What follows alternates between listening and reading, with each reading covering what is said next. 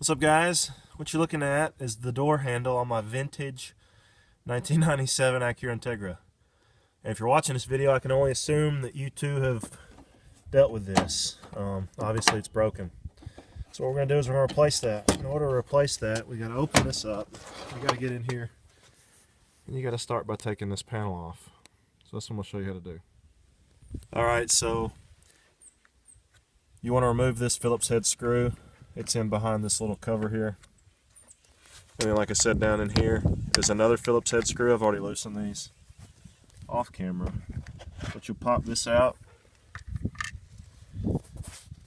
And then to get this off, there's two little tabs on the back of this that are mounted to a metal bracket. So to get this off, push it this direction, that way. And they'll usually pop off.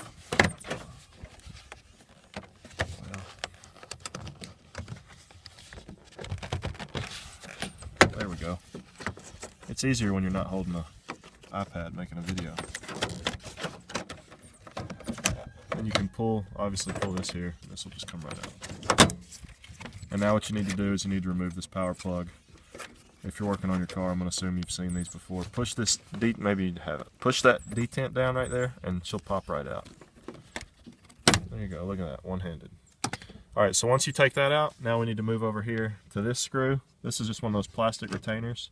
Pop that out. You want to save that. Alright, so once you get that screw out right there, you're getting ready to remove the entire panel. There's this plastic triangle here.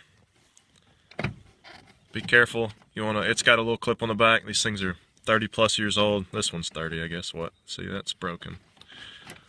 But you want to be careful not to break that clip. It goes down in here. Get that out. You've got that ready. Now you want to start pulling this panel out. And I've found that the best way to use the least amount of foul language, not that I condone that, but anyway, get your hand back in here and pull up, and it'll pop loose. It's got some pins, friction pins, all the way around the bottom of the door. And just remember, when we pop this out, we're still going to have connections for your tweeter, your door switch panel here, and then your main, so what is that, probably 6.5. Anyway, that speaker down there. So we'll pull all that out. Let's see. Alrighty, see, so it's not terrible to do. And now we can look down behind. Let's see if I can get this. So you've got, ooh, making bad noises. There's your tweeter. Here, let's just do it like this. Gonna take your tweeter switch off. Your panel switch here. Oh, and the sub, actually, the 6.5 is still in the door, duh. It's not mounted to this, so you don't have to worry about that. So you get these two switches. This one here. Oh yeah, there are three. That's the,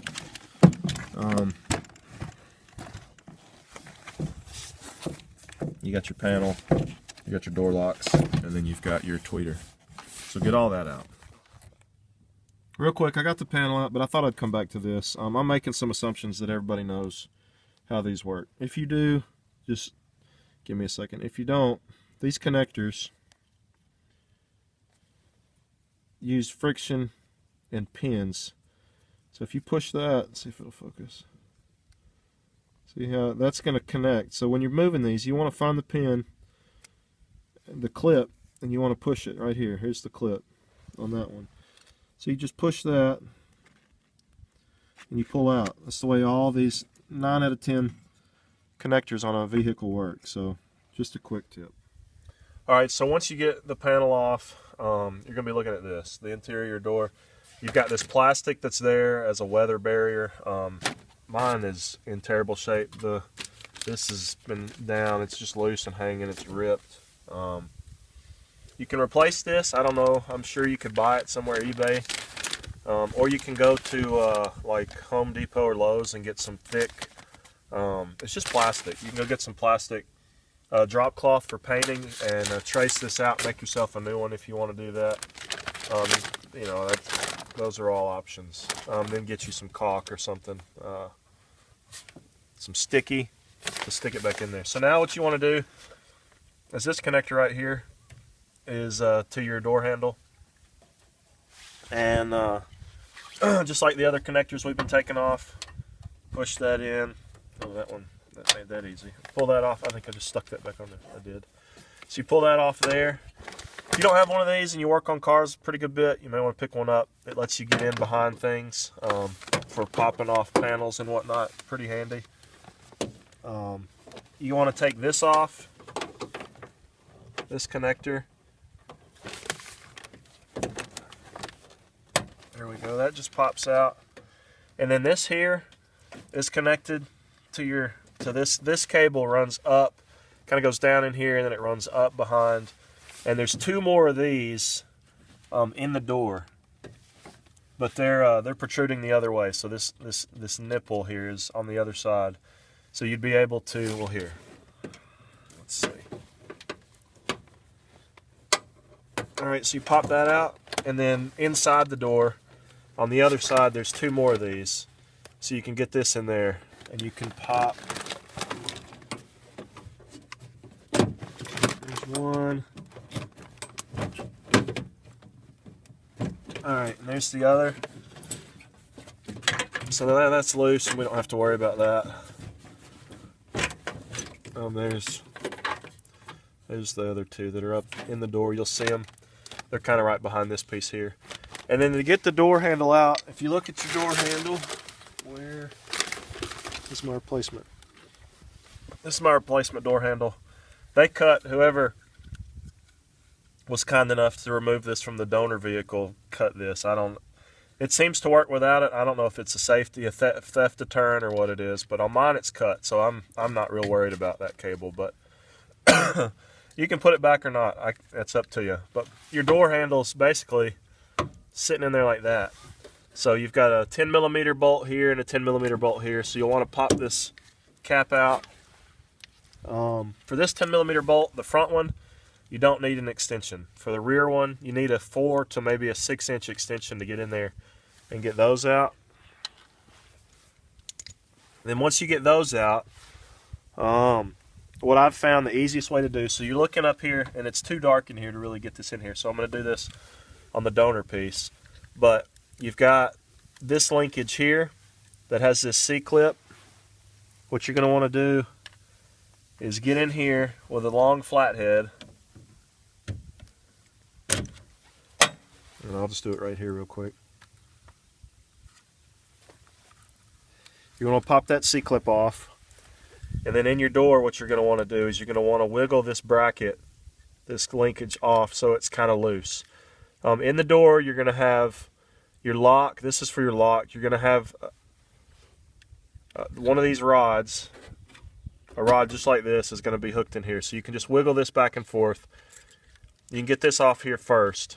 And then in the door, worry about getting that off. And that'll make all of this much freer to work with. The next step is inside your door. Is you've got this piece here, which is threaded. It's in there like that. And the other rod, you really can't see it, goes up through it and it's threaded. So you're going to have to remove this piece with this in the door. Alright, so like I was saying, this piece here is threaded. It's up in your door. There's a rod that's running up into it. And this is spun. You're going to have to twist this down. I mean, it's threaded. That's how it stays on there. This is your, when you open your door, cable, rod runs down to the lock and opens it. That's what physically opens your door. So you're going to have to take that out. Well, it's kind of tricky. And they may make a tool, but I don't know. So I took a flathead screwdriver on the donor piece. Take a flathead screwdriver, get it down in these grooves, and gently, because if you break this, you're buying a new door handle.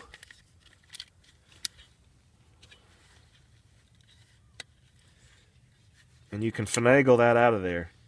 Okay? So you got to get that out on your donor. Set that aside somewhere you're not going to lose it. And then you got to come around here.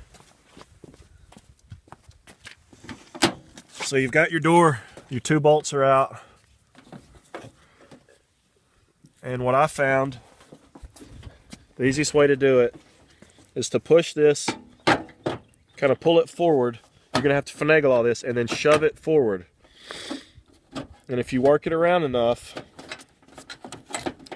you'll be able to get this whole thing out. There's your cable that we removed. And then see, we're still here with this piece. That's the threaded rod that I was just telling you about. Now, there's a couple ways I would think that you can take that out. One is if you're planning on keeping this, you could, and what I think I'm going to do is I'm going to just basically destroy this bushing, because I'm getting rid of all this. This is going in the garbage. Because, I mean, we're replacing it, right? So now's the time to go bull in a china shop, pop that off. So you can either twist this and remember your thread count. I would count the threads and remember where yours is, because that's where your linkage is set up. Or you can pop this off and do like I'm gonna do.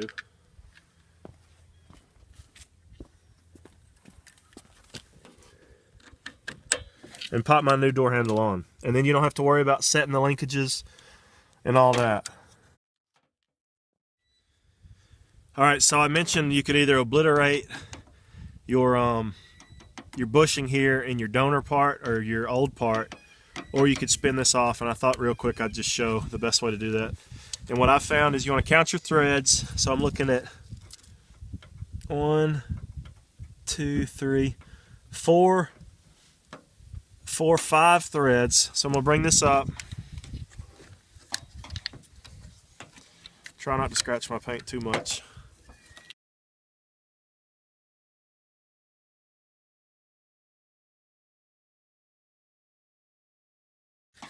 The reason I get to do this is because I forgot to swap my lock. If you're going to do this, you want your key to work. So I got to go swap this lock real quick. Okay, so now before you put all this back together, you've got to swap your locks out. Swapping the locks is no big deal. And I've got another video on this, but just a flathead.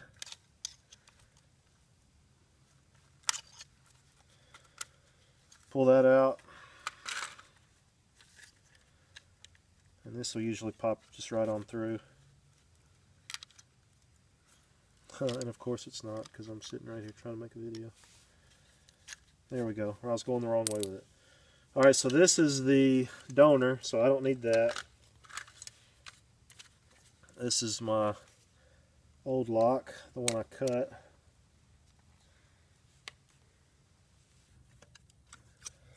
Again, you just pop that pin.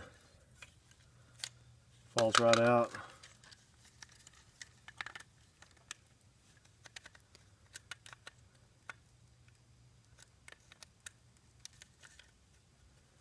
And once you find the correct orientation, it'll go back in. Use that. Pop this clip back in. And then my personal suggestion is to find your key and make sure that you swap these correctly, because if you're like me, you could get those mixed up. Alright, so we've got our linkage here. Now you've got to get this linkage that we took off with the C-clip back in there. There's your rod. I don't think you can see it, but the rod is right here, so we've got to find a way to get that back in there. So what I'm going to do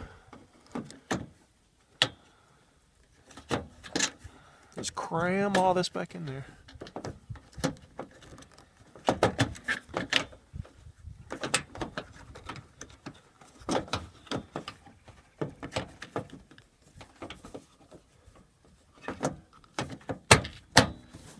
Alright, so you get that back in there, then you got to come back and work on the other side. Alright, so once you get your door handle back in, it's going to be hard. You really can't see anything. It's up in here, the lighting's terrible. So what you've got in there is you get your door, you get the threaded rod back on right here. Then what you need to finagle the door handle to kind of get in there like that. Well, you've still got to put this back together. Okay, so what I did was I got to the side of the door here, one hand on this side, one hand with the door handle kind of in. You can look through this hole, find this bracket, and you'll see this will make sense when you're in there, but you've got a rod that's got a 90-degree bend in it that goes in that hole. Get that rod, it's going to be probably flopping over here somewhere. Get it to where it's back over here. Take this, and where that 90-degree bend is, just push it. And it'll click right in there. So then you'll be looking at something like this. Then what you need to do is just align that. You get that back in there like that. And you come back in here with your C-clip, and you pop your C-clip on. And then you've got that on. And then essentially, that's it. You reverse the entire process of what you did. You put all this back together. You put your 3 screws in, and you're done. Oh yeah, don't forget this cap. You gotta put the cap back. But reverse everything you did, and you should have a door that works.